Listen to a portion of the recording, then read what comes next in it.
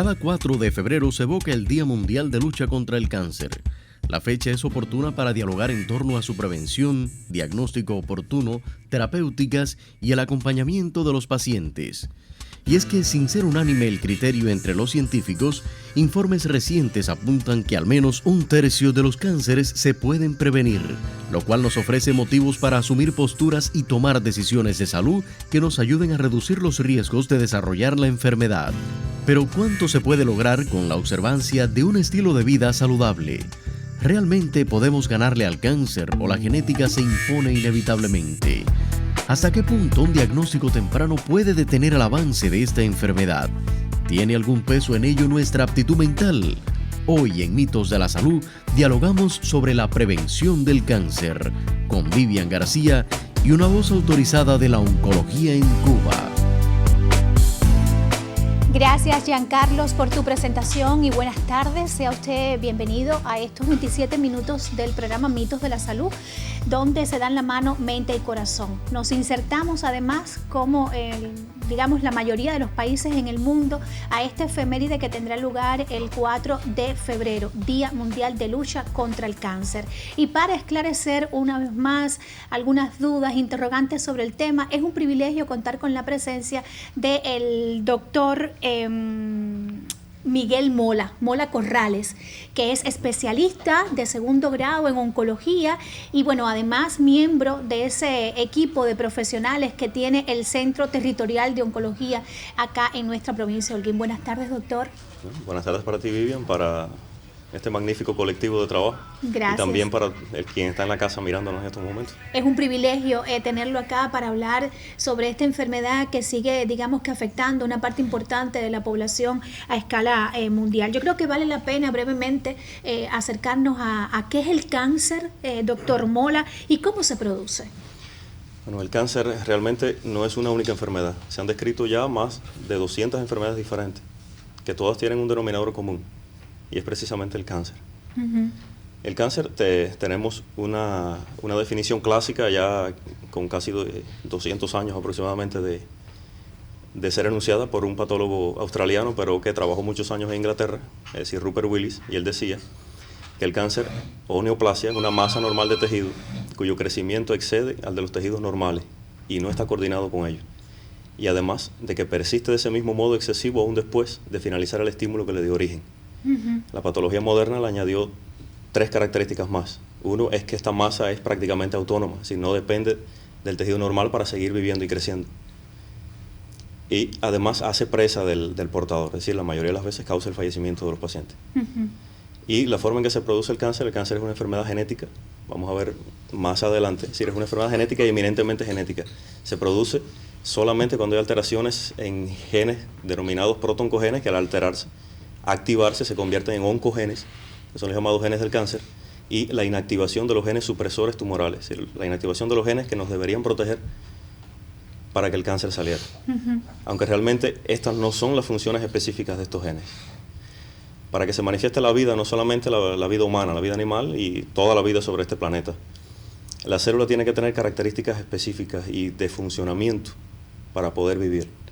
Y una de ellas es precisamente el crecimiento y la reproducción de la célula. Bueno, los genes que facilitan ese crecimiento y esa reproducción de la célula son precisamente los mismos genes que van a producir el cáncer, es decir, los oncogenes, que en sus funciones normales son vitales y extremadamente vitales para la vida. Y los genes supresores tumorales son los genes que van a controlar que ese crecimiento no sea excesivo, incluso en organismos unicelulares es capital uh-huh. que la población tenga cierto número de individuos. Si crece demasiado, consume las materias del medio y debe extinguirse la población entera, entonces no es bueno. Claro. Y por eso esos genes existen también. Ahora, cuando usted me habla de causas genéticas, uh-huh. o sea, estamos hablando de una enfermedad con causas genéticas, también puede pensarse en causas hereditarias y no estamos hablando de lo mismo, ¿verdad? No estamos hablando de lo mismo. El cáncer es una enfermedad genética. Ajá, no hereditaria. Rara vez hereditaria. Rara vez hereditaria. Se dice que alrededor del 5 al 10% y algunos tipos de cánceres hasta el 15%. Uh-huh. Pero no es hereditario. Ahora, digamos que existen hipótesis ya estudiadas, planteadas, que expliquen científicamente las causas de estas alteraciones genéticas en el caso del cáncer. Sí. A la luz de los conocimientos actuales y de la biología molecular, sobre todo, se conoce muchísimo de lo que es la génesis del cáncer. Incluso hay rutas completas descritas de genes y sus proteínas que están involucrados en la aparición del cáncer, y precisamente estas rutas, estos genes, son los que se intentan reparar para revertir el proceso del cáncer, revertirlo entre comillas. Realmente por lo que conocemos hasta ahora no es posible, pero sí se conocen, y eso de la mayoría de los cánceres actuales. Es decir, sabemos cuáles son las alteraciones, sabemos cuáles son las proteínas que están alteradas, pero hasta ahora no tenemos herramientas para cada una de ellas. Bueno, existen muchísimos mitos alrededor del cáncer. Incluso nosotros consultando, intercambiando con las personas, está desde un teléfono celular, por ejemplo, que puede causar el cáncer, digamos que los cables de alta tensión, el consumo de ciertos alimentos, pero hay uno que, digamos, pasa de boca en boca entre los pacientes, los familiares, las personas comunes. Cuando hay una lesión maligna en nuestro cuerpo, lo mejor es no tocarla, no hacerle biopsia, no someterle a una cirugía, porque expande las células cancerosas. ¿Esto será cierto? ¿Será falso? ¿Será un mito? ¿Será una realidad? Yo le invito a que mantenga la sintonía, a que establezca además contacto con nuestro equipo de trabajo a través del 2445-3447, y ahora mismo hacer una pequeña pausa en la conversación para ir a exteriores y conocer algunas opiniones sobre el tema con Giancarlos Cobas. Adelante, Giancarlos. El saludo para ustedes en el estudio, también para nuestros amigos televidentes. Ya nos encontramos desde exteriores para saber qué conocen las personas sobre el tema de la tarde relacionado con el cáncer. Si es posible prevenirse, si cuando se atiende a tiempo es posible también ser curado. Estas y otras interrogantes estaremos revisando en la tarde de hoy. Acompáñennos.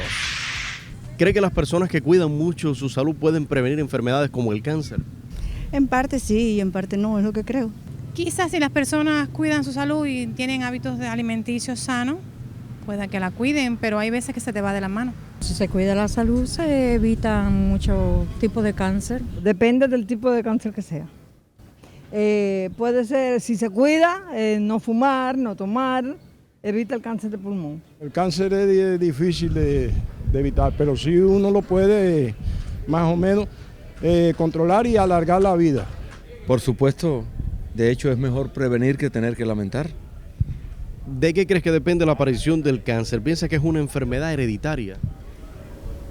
No tengo conocimiento de eso, sinceramente, pero pudiera ser también. Casi siempre. No todas las veces, pero la mayoría de las veces. Bueno, yo tengo el criterio de que el cáncer casi siempre son problemas en familias específicos. No pienso que sea hereditario. La aparición del cáncer puede aparecer por ciertos hábitos, como por ejemplo el de fumar.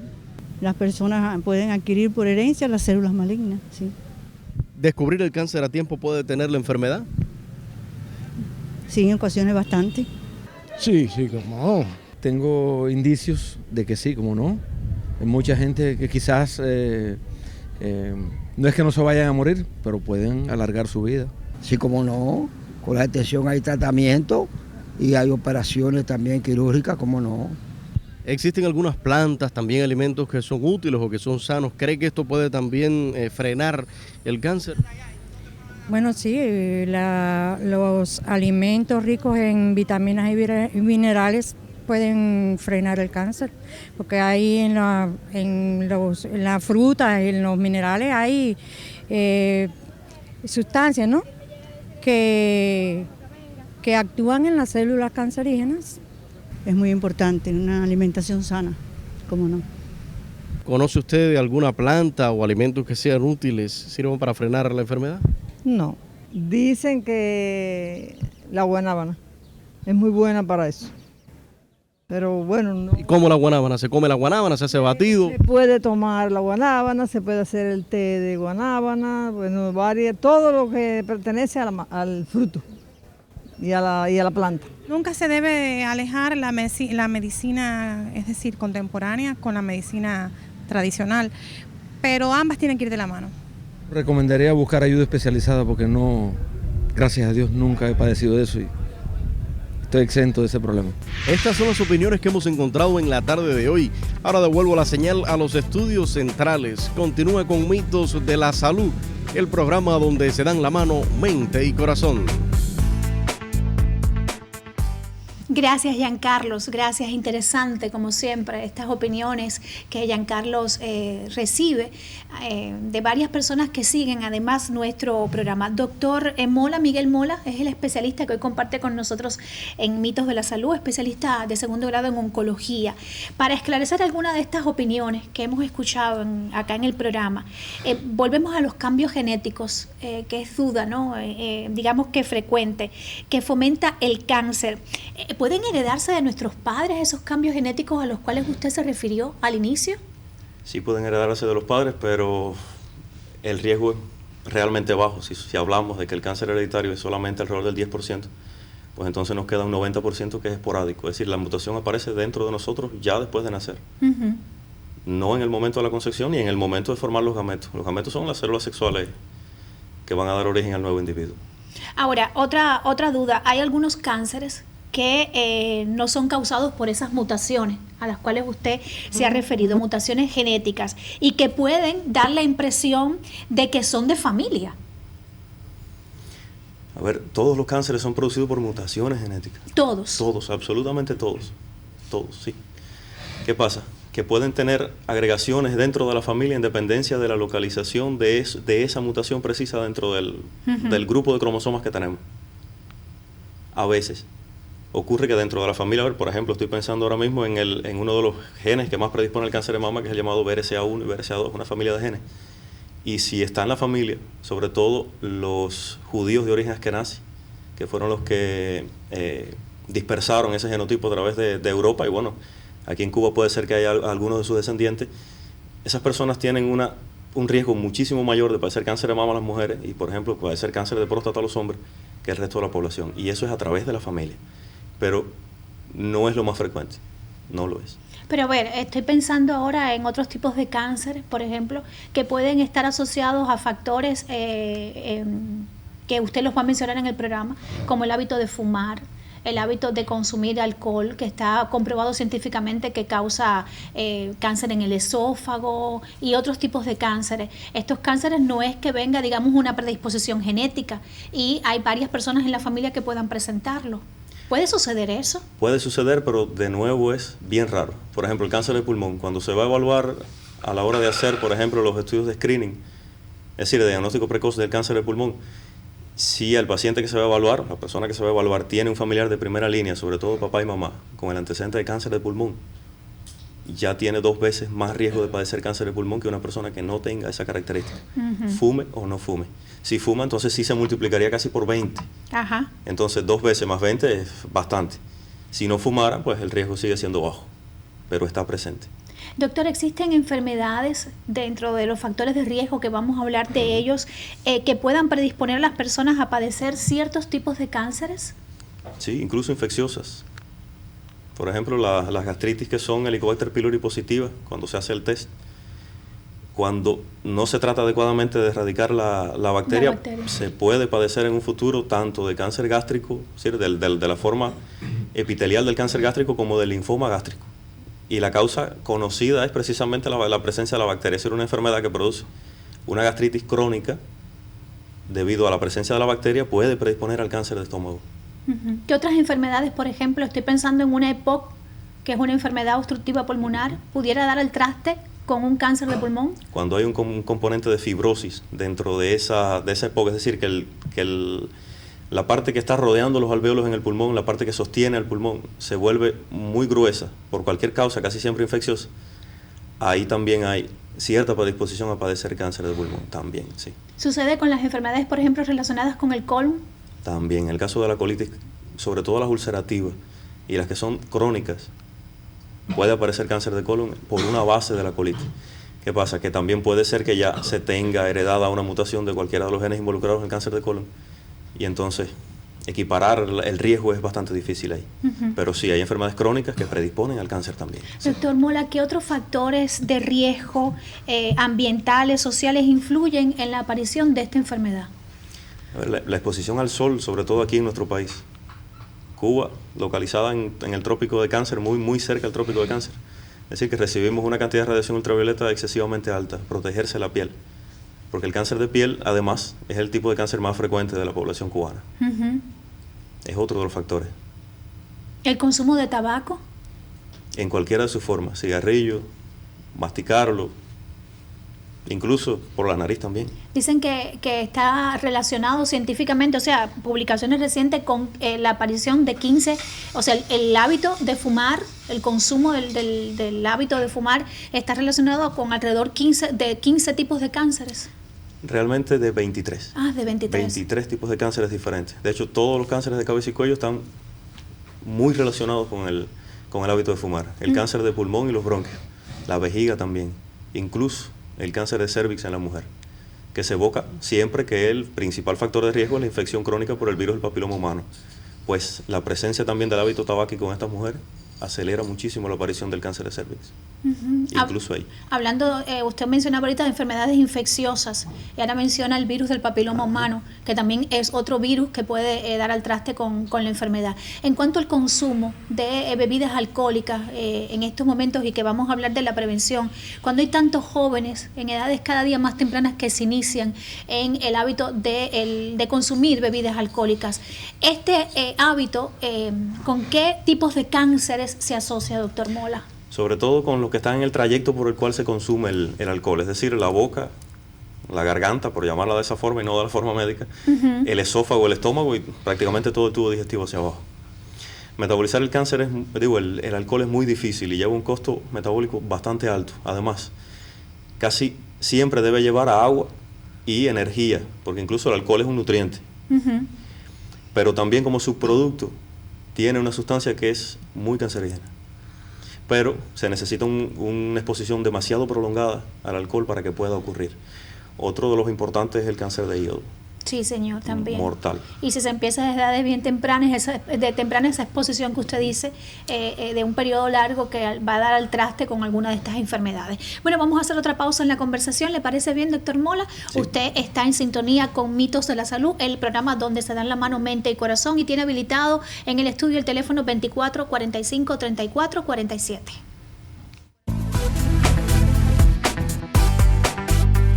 Cada jueves entre las 4:30 y las 5 de la tarde desentrañamos un mito por Telecristal. Conozca un poco más de enfermedades comunes y poco frecuentes, de su tratamiento y prevención en Mitos de la Salud, el programa donde se dan la mano, mente y corazón. Sigo dialogando con el doctor Mola, especialista de segundo grado, Miguel Mola, especialista de segundo grado en oncología, parte del capital profesional, del capital humano que labora en el centro territorial, en el centro oncológico territorial de nuestra provincia de Holguín, que radica en el Hospital Lenin. Doctor, ¿qué posibilidades, más prometedoras y qué obstáculos también, porque creo que es importante para el avance real de la prevención de esta enfermedad del cáncer, usted identifica en las próximas décadas? Yo le pregunto porque me gustaría, tal vez quisiera referencia a ese valor que tiene establecer la prevención desde lo personalizado. Es decir, ya conocemos al individuo, sabemos sus características, conocemos también sus antecedentes. ¿Qué valor le concede a esto, doctor Mola, para diagnosticar de manera temprana una enfermedad como el cáncer? Bueno, el cáncer se sometería a screening, en inglés, lo que se le llama estudios de diagnóstico precoz, solamente si existen o están descritos en ese paciente específicamente la presencia de algún factor de riesgo importante. Si no estuviera, no tiene valor, porque pudiéramos quizás pasarnos más de 40 años examinando a alguien y nunca aparece la enfermedad. Entonces, si hay un factor de riesgo importante, como por ejemplo el hábito de fumar, en ese caso sí sería importante hacer estudios de screening. De todas maneras, aquí en nuestro país están disponibles varios programas de diagnóstico precoz de algunos tipos de cáncer. No de todos, pero sí de por lo menos los más importantes. Por ejemplo, estoy pensando en la prueba citológica, el llamado test de Papá Nicolau, que muchísimas mujeres no quieren irse a hacer cuando les corresponde y sin embargo pudiera salvar su vida. El detectar el cáncer de cervix en una etapa bien temprana, es posible curarlo. Cuando lo detectamos ya en una etapa más avanzada, no va a ser posible.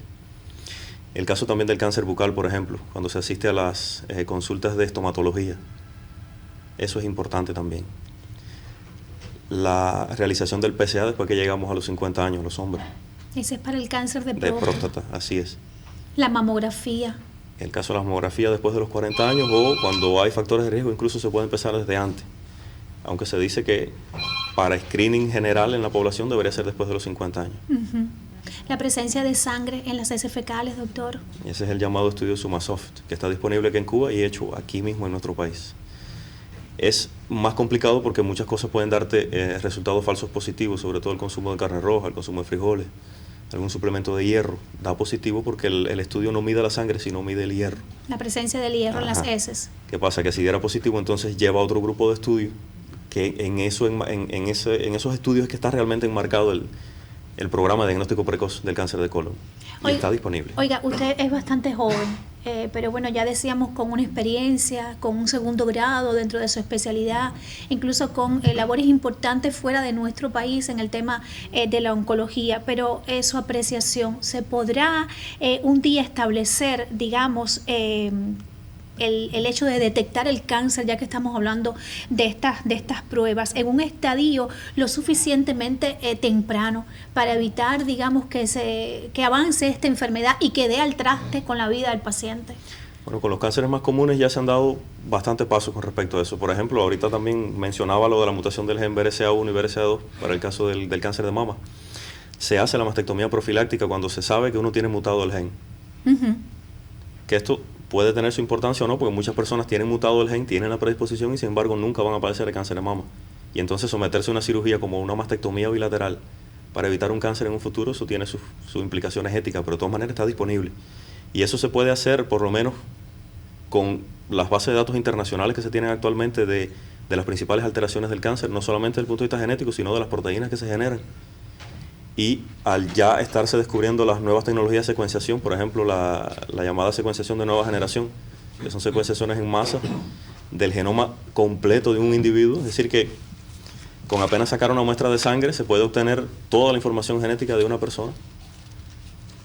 Pudiéramos entonces a partir de ahí parear esa información con la base de datos de mutaciones en el cáncer, saber cuál de ellas tenemos ya de antemano y entonces dirigir a partir de ahí las investigaciones de diagnóstico precoz, aunque de todas maneras pasarán algunos años todavía para saber cuáles son cada uno de las alteraciones. Oiga, y hablando de esos estudios, de esos avances que se hacen por la comunidad científica a nivel internacional, porque incluso hay personas que han manifestado públicamente, se han encontrado vacunas para determinadas enfermedades, todavía el cáncer sigue siendo, digamos, que ese dolor, esa deuda para la comunidad científica al no encontrar una cura que dé solución a este problema. Pero se estudia o se aplica en Cuba, doctor Mola, la inmunoterapia como una posible forma de prevenir el cáncer.